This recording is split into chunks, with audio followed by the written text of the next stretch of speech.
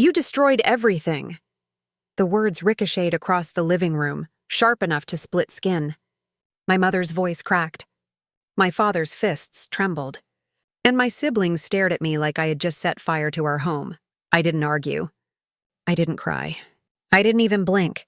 I just walked away, because they weren't yelling at the person who betrayed them. They were yelling at me, the one who refused to stay silent. It's funny how betrayal wears a smile in the beginning.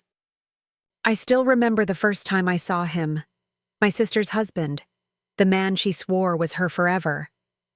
He had that rehearsed charm, eyes that pretended to listen, a smile that pretended to care.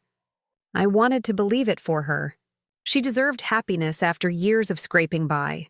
He gave her flowers, promises, and a wedding so perfect it looked staged. But some people don't marry love. They marry opportunities. And my family couldn't see it until it was too late. The sign started small. His phone always flipped face down. His sudden business trips. The perfume that wasn't hers clinging to his shirts. I didn't want to accuse without proof. So I watched, listened, waited, and then it came. Undeniable. A message glowing on his screen while he showered. Last night was unforgettable. Same place next week. My hands didn't shake. My breath didn't stutter. I took photos. I documented patterns, bank statements, hotel receipts.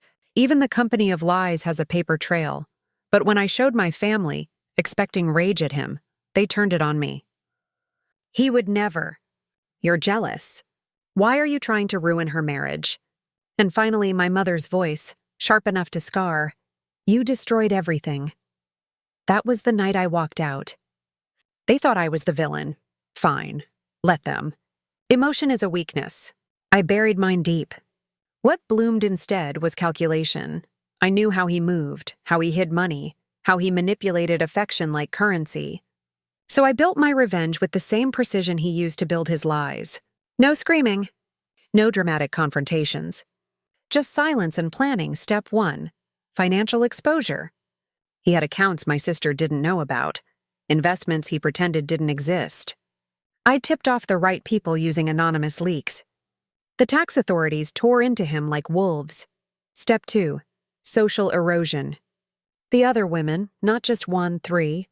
I sent each of them copies of the same evidence I gave my family. Screenshots, dates, receipts. I didn't need to add commentary. The truth is loud enough on its own. Step 3. Legal precision. I guided my sister quietly. A lawyer recommended through a friend. She thought it was coincidence, but it wasn't. Every clause, every loophole, every protection lined up like dominoes. By the time she realized what was happening, she was the one holding all the power. And then came the night it all fell apart. He stood in my sister's doorway, his voice hoarse from begging, from trying to explain the sudden freeze on his accounts, the eviction notice, the women showing up at his workplace. My family watched in horror as the mask he wore for years cracked wide open. He screamed, he cried, he swore he loved her, that it was all lies. That's when my sister turned to me, eyes full of tears. Not of anger this time, but of something closer to awakening. You knew. I didn't answer. I didn't need to, because the truth was already devouring him from every angle. He lunged at me, spitting venom. You ruined me. You destroyed everything. And for the first time, my family saw the monster behind the smile. A month later, my phone buzzed with 53 missed calls from my mother, my father, even my sister. They finally understood. They wanted me back. They begged me to come home, but I wasn't rushing. Silence is its own revenge.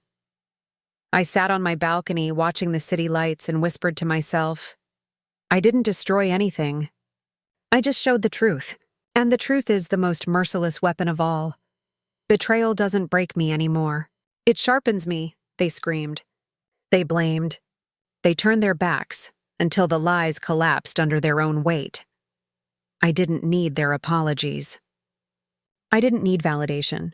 All I needed was the satisfaction of knowing that when justice came, it wore my fingerprints. Delicate, invisible, undeniable, and it left me whole.